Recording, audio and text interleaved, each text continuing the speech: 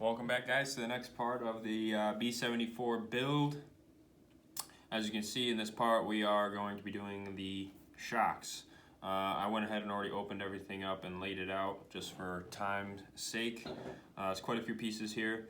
As far as building shocks, there's definitely a lot of different techniques and stuff like that, and additives and all kinds of stuff. I'm just building them the way with what the kit comes with, and you know, the stock shock oil and all that stuff. I'm just going to show you guys a little bit how I do it and what kind of tools I use. First off, you're probably going to want to grab a set of shock shaft pliers. These are Techno ones. It's a multi-tool, not just for shock shafts, but it does have the shock shaft pliers here up front. Just keeps the shafts from getting scratched when you're putting the ends on and stuff. And then I also have a shock stand. This one is a Duratrax shock stand. These are pretty cheap. They're like 10-15 bucks. They're just gonna hold the shock while we put oil in them. Like I said, we're gonna use the stock shock oil, which comes with 50 and 35.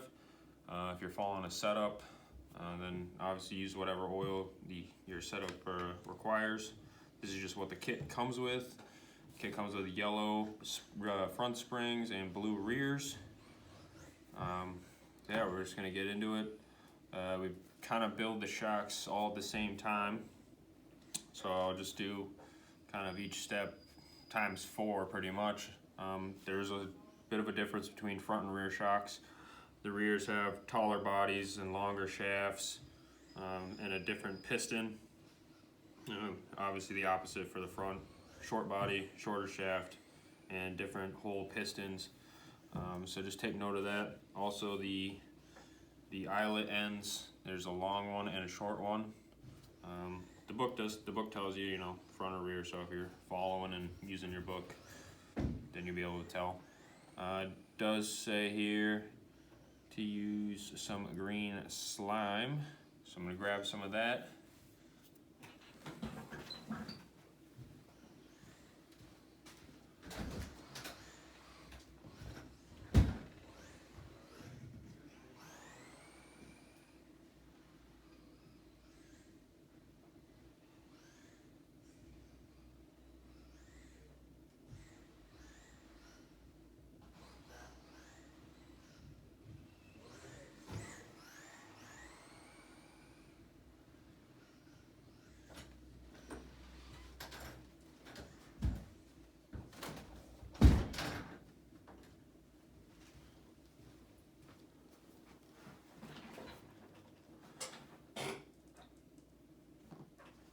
We got the green slime, Team Associated. The kit doesn't come with this. This is purchased separately. Now, if you don't use it, don't sweat it. If you don't have it, you can still build your shocks. It's just a bit of an additive. Helps keep the O-rings so it'll sealed and reduce the swell of the O-ring and the oil. Not a huge deal if you don't have it, but we do, so we're going to use it. So we're going to go ahead and start assembling the shocks. Try to talk about it a little bit while I do it. But yeah, here we go. First, it has us putting the pistons onto the shaft. So I'm just gonna do them, you know, front and rear at the same time here. They go together the same. They just have different length parts. You got the metal washer, piston, and then the little set screw. Definitely want to throw some Loctite on this. Always scared of the Loctite on these because I've seen these fall off in the race, and basically you completely lose the dampening in that shock. And just give these a little tighten so your shock pliers come in. You don't have to go crazy because it's a small screw, it might break. So there's one, and everything times 4, so feel free to speed it along.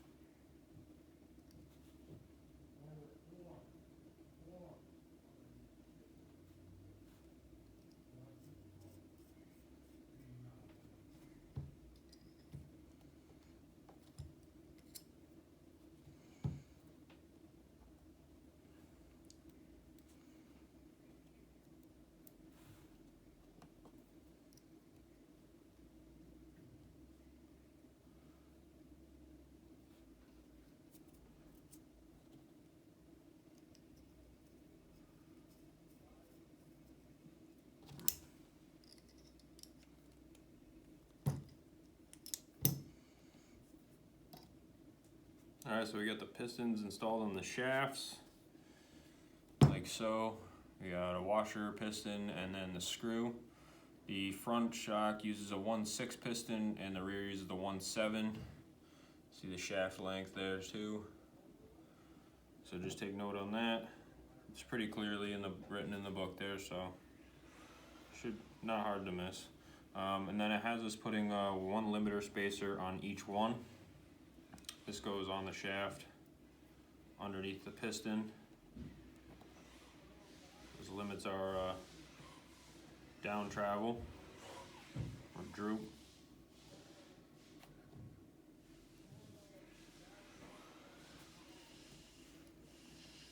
Like that. Now it has us putting the bodies together. So we'll go through one and then I'll just go ahead and do the other ones. We got a larger O-ring on the top here for the cap. And the smaller O-ring goes on the bottom for the bottom cap, like so. And then we got, I like to, I don't know, how I do this is I kind of stack it on a driver here. So you gotta have to put it together opposite. So I slide this one, this is the one hat one on there. And then you slide on an O-ring. Then the larger, kind of squarish, solid spacer. Then another O-ring. And then the last hat bushing. Make sure if you didn't trim these hat bushings, they got little tails on them sometimes, they'll hang up in there. But I do it like that. Line it up on the screwdriver. It seems to work a little easier for me. Then I throw some slime on it.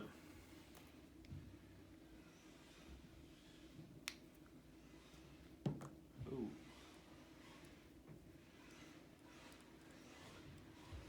Like so.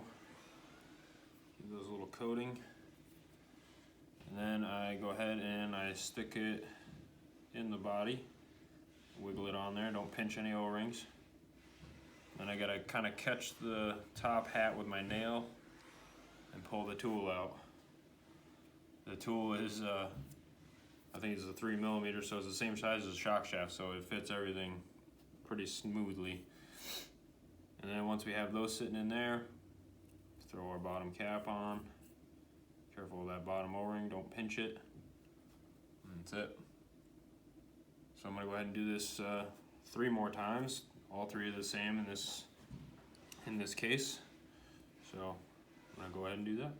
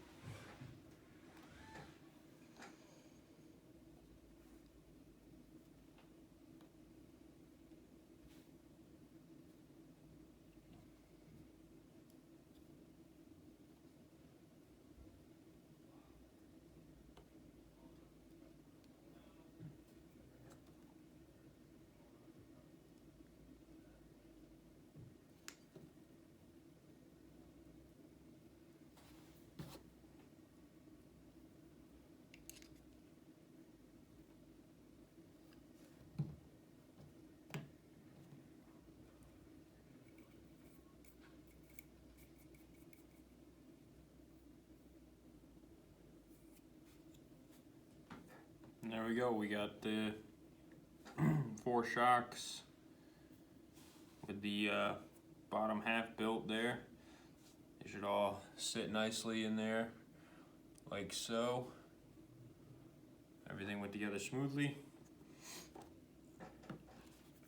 If this hat isn't sitting in there kind of flush with the top there, then you've got to take it apart and check it out. Same with the inside.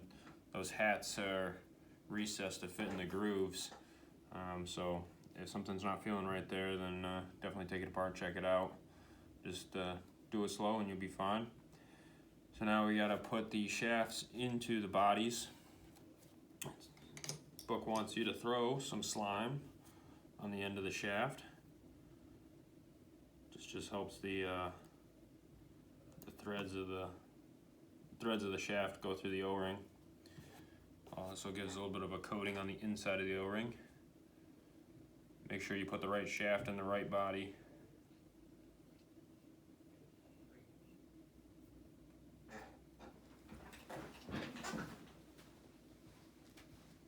Yeah. It should have a bill on it, no? It's the one in the back by the chassis. Not the one in the red bin, that's the Chapman's. That was the one I did the chassis on.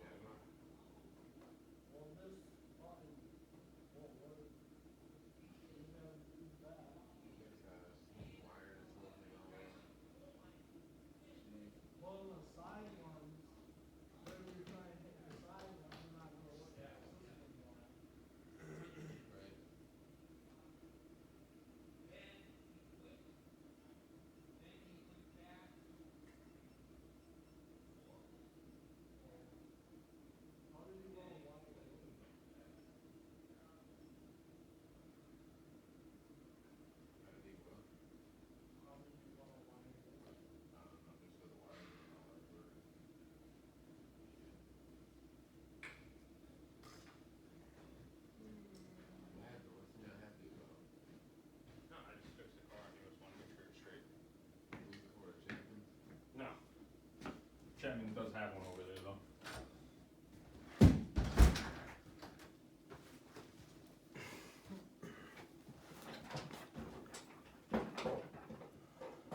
We put the next shaft in. A little slime on the threads there. A little extra there, so do the next one. Doing shocks. Definitely a bit of a greasy game. Wouldn't hurt to have a paper towel on hand.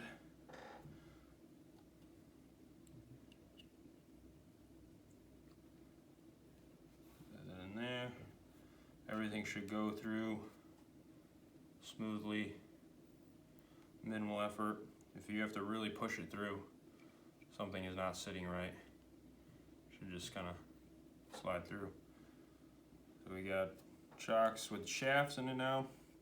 And we gotta thread the ends on. So in the book, we got front long and short in the rear.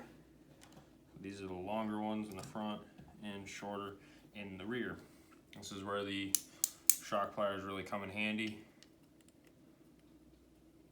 Just grab it real low on the shaft like that and thread the end on.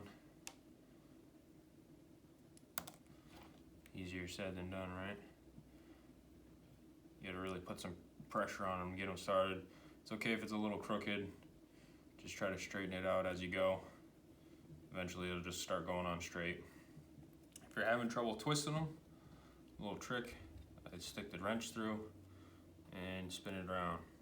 Get some leverage. And make sure when you're doing this, you're not just sitting here spinning the shaft, because then you're just gonna scratch it up. Make sure you're actually spinning the end, not just the shaft.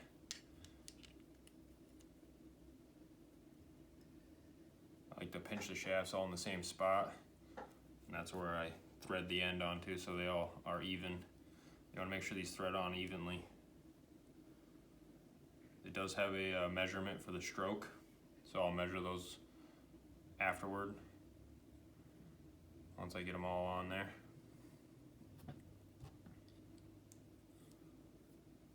Ooh.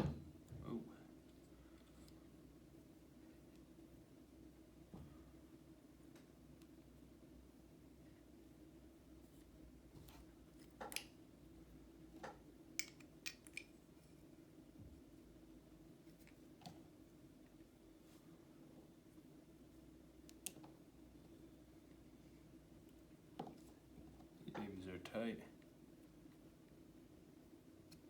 Also, if you have a body reamer around, you can probably ream these out a little bit, so it makes it a little easier to start the threading. Just don't do too much.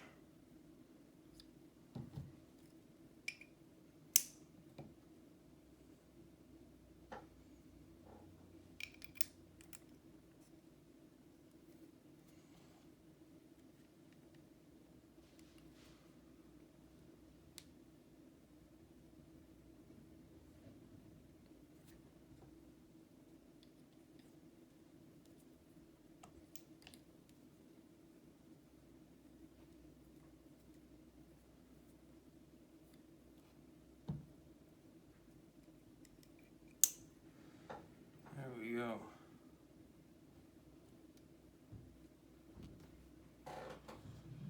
We got the ends threaded on there.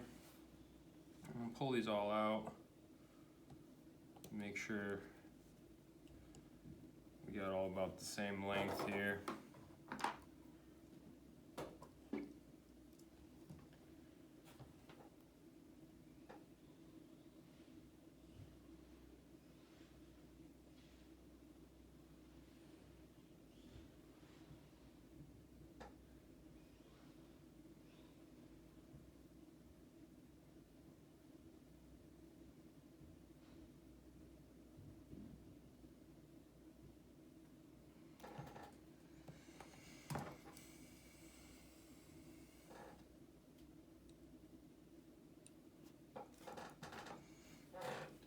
Alright, so it wants the stroke of the fronts to be 24 millimeters.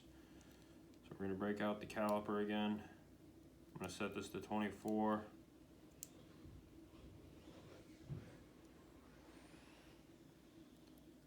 Close to it. Make sure the shaft's pulled all the way out. And try to measure it. This one's a little tight. I'm going to back it off a little bit.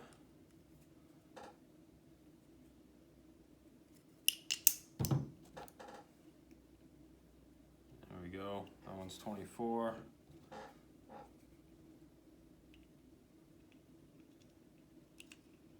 That one appears to be 24 as well. We nailed that one first try. And the rear wants it set to 29. I'll push this out to 29. Check these guys. It's like a little more in on these ones. Good for that one. This one a little further out.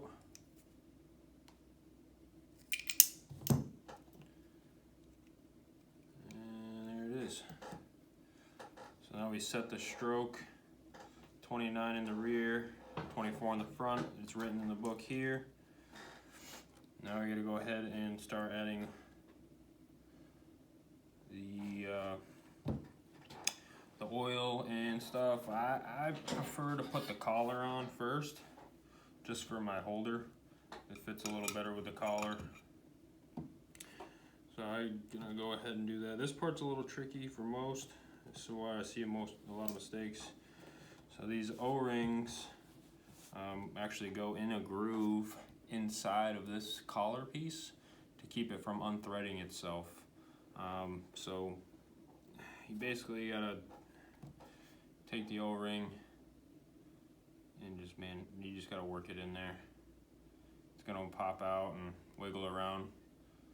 Like just stick the pinky in there, it kinda helps. And then it seats in that groove. I don't know if I'll really be able to show you guys that or not, but it sits in that groove in there. Kind of shows a decent picture in the book there. But you just gotta kind of push it in there. There's no, sometimes they snap right in like that one. That one fell right in place, and sometimes you sit here wiggling around for a minute, like this guy.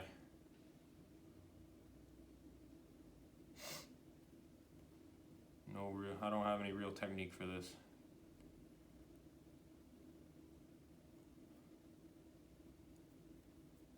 There you go.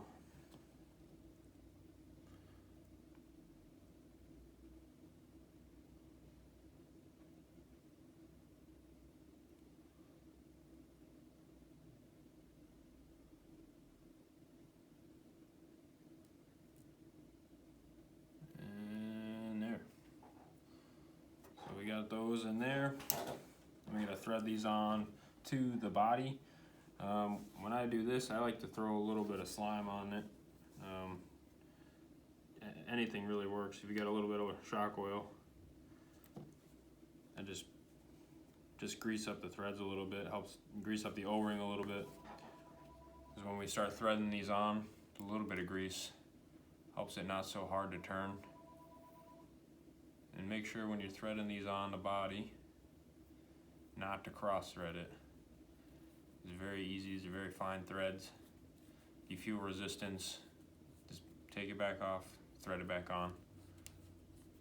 Don't want to strip out your shock bodies. I'm gonna thread these probably about there. I'm not gonna go all the way up because I know when I finish putting the car together, I'm not gonna have the shock bodies, shock threads all the way up on this particular setup. So a little bit of slime or grease or shock oil, whatever you got there.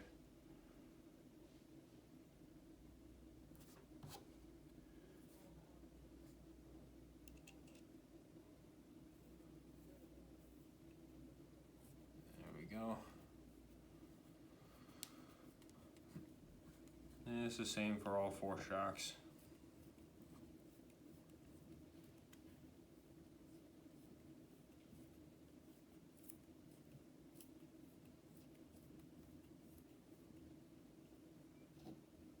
And try to match them up so they're even.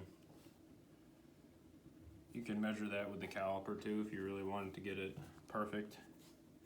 I'm not going to sweat it right now because I'm probably going to adjust them a little bit more when we hit the track.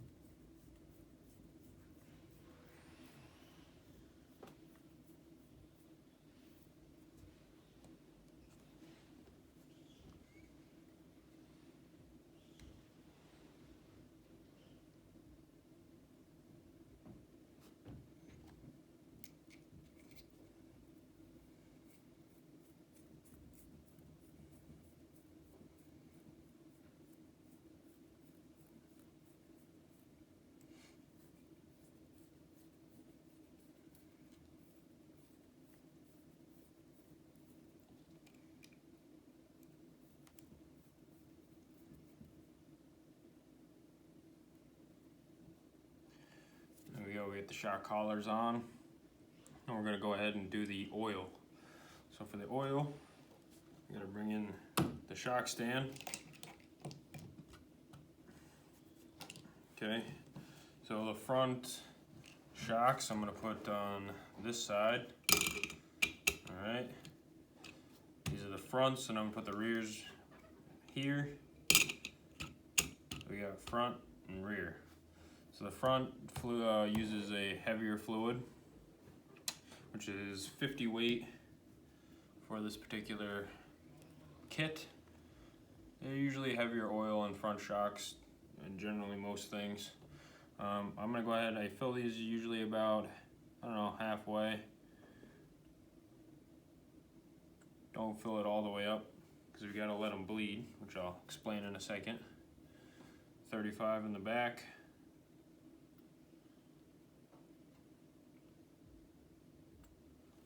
Alright, leave that open.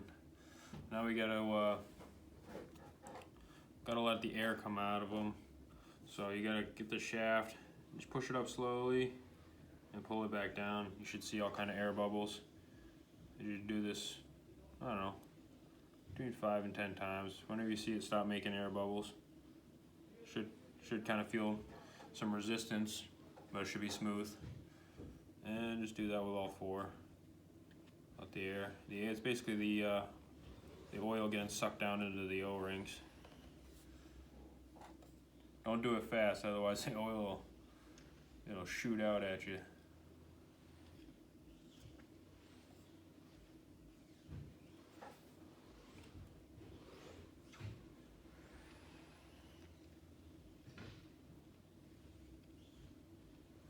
Alright, so now we gotta let those sit for a few minutes, the oil, or let the air bubbles come out of them. In the meantime, I'm gonna go ahead and I like to start the screws in my caps. It says to put the screw in after, but they're not threaded, so usually when you got your hands full of oil, it's kind of a pain to get these screws started. So I like to just get them started, make sure they're going in straight. Just kind of leave them in a quarter of the way there. It's a little easier for me when the screw's already in there when I start bleeding them. Again, however you want to do it. This is my personal preference.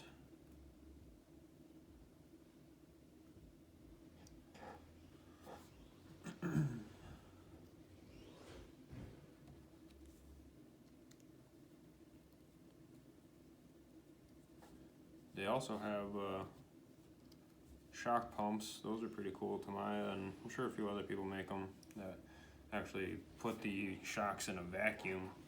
It really pulls the air out of them fast. Those work really well. We have one down in the shop, but I know most people don't have those at their house, so decided not to show it. But those are pretty cool. We're just letting these, letting the air come out of these here. Shouldn't take too long. We're actually looking pretty decent over there. Also, they got the couple upgrades for these shocks available. There's the Kashima shock bodies and the chrome shafts they have available now. Those look really nice on the car. Check those out. And obviously different springs, different spring rates. A lot of setups are using different springs for different surfaces, so check that out too. Different shock oils, different dampening, there's different hole pistons. There's all kinds of stuff you can do. Let's go ahead and check out what we got going here. So we're looking pretty good here. Not seeing much for bubbles. I doubt you guys will be able to see anything, but can at least show you the stand. Works pretty good. This is a Duratrax one, relatively inexpensive and does the job well. Got these slots here too, so you can actually hang the shock upside down right here, and it'll drain the oil out into here. So if you're redoing your shocks, that also works pretty good. But I'm not going to show you that today because we just filled these with new oil. So we got pretty much all the air out of them. I'm going to go ahead and top them off. This is the 35 in the back. Fill them right up to the top.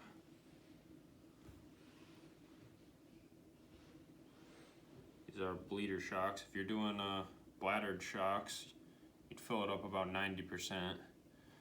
But these are bleeders. It's for anybody that's building shocks that are not these particular ones. This method's applied to pretty much any shock. There you go, we topped off with oil.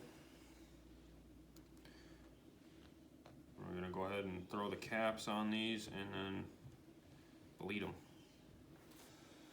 Just do these one at a time. That's where the Paper towel usually comes in handy, but I'll just clean them up afterward. This is a front one.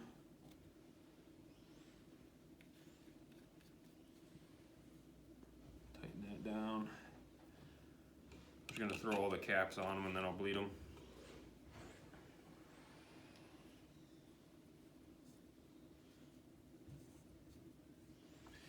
You should put a little bit of oil in that O-ring that goes on the cap. I spilled a little over the edge on each one, so it's not a big deal.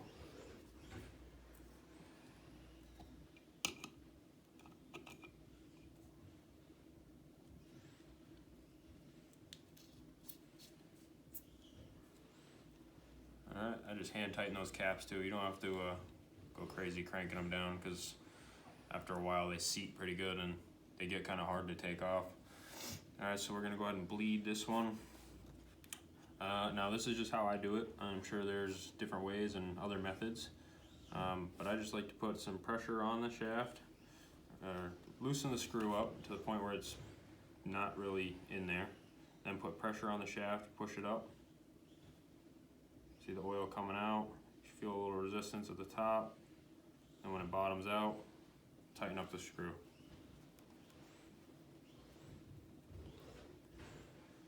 Should see a bit of oil come out. That means it's displaced all the air.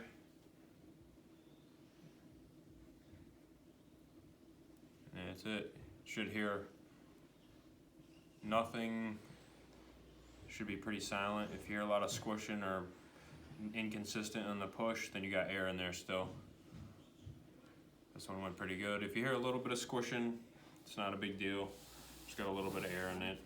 It's okay. Just shouldn't be, it should be smooth all the way up through. And then we're just gonna repeat.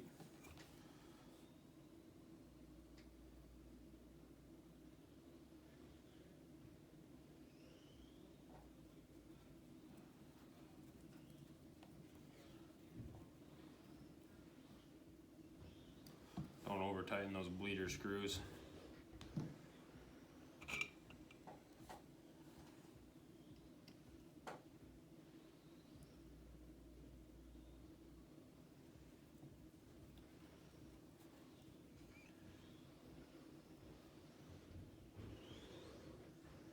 See the oil that came out the cap there.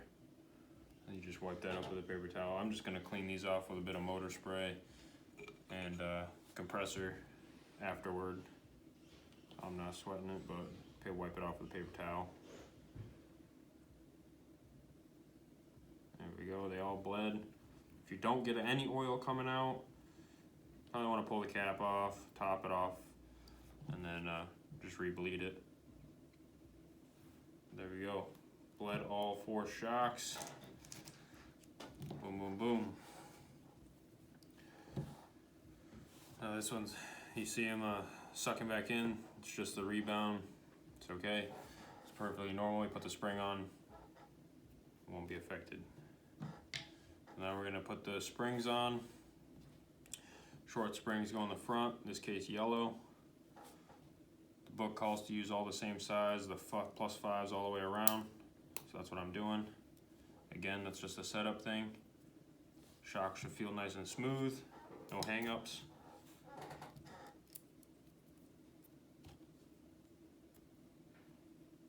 These just kind of trying to show you, they just kind of snap on. If you hear the click, then they slide over the cup, and then the shock sits on this groove, like so. This is true for 99% of the shocks. Some of them have unique setups, but this is a pretty common way to do it.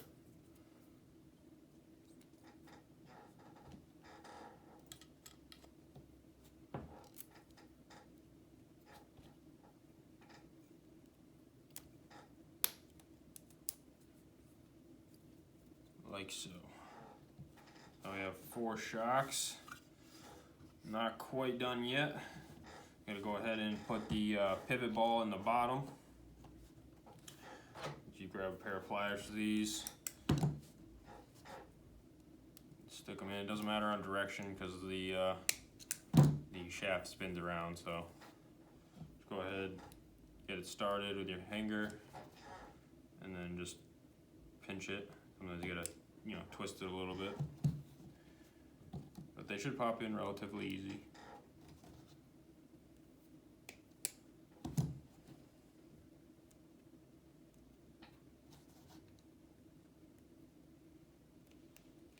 Like so. The pivot ball put in. It's more or less looking like a completed shock. They all feel pretty good. No air. And we're gonna go ahead and mount them on the car. Bring the car back in. Alright, so obviously the front shocks go in the front, rear in the rear. Long ones are the rear. I'm gonna throw the front ones on. They pretty much all mount the same. I always put the bleeder hole facing in, just because. No real reason for that, but it looks like the book has it doing the same way, so maybe that's why. There's a couple nuts on the top. The shocks are pretty easy to mount. They just sit on those blue aluminum pieces that we put on earlier. If you watch the other parts, this is where I said I was just going to tighten them down. If you look, see the screws backing out, but with the nut driver on that side, we can tighten it all down, like so. So if you watched all the parts, this is where I tighten them up.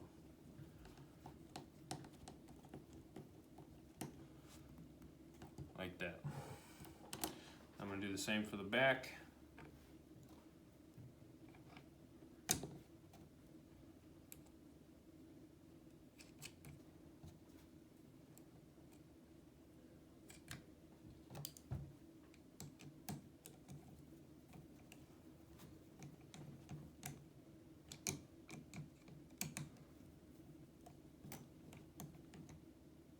Like so.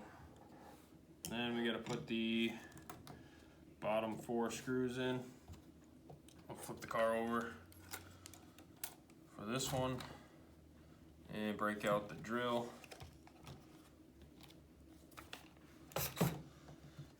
These ones all just thread into the front of the arms. There's a couple holes here, so depending on your setup sheet, double check that. You might do in the different holes. I am going to throw them in the outer holes for my liking.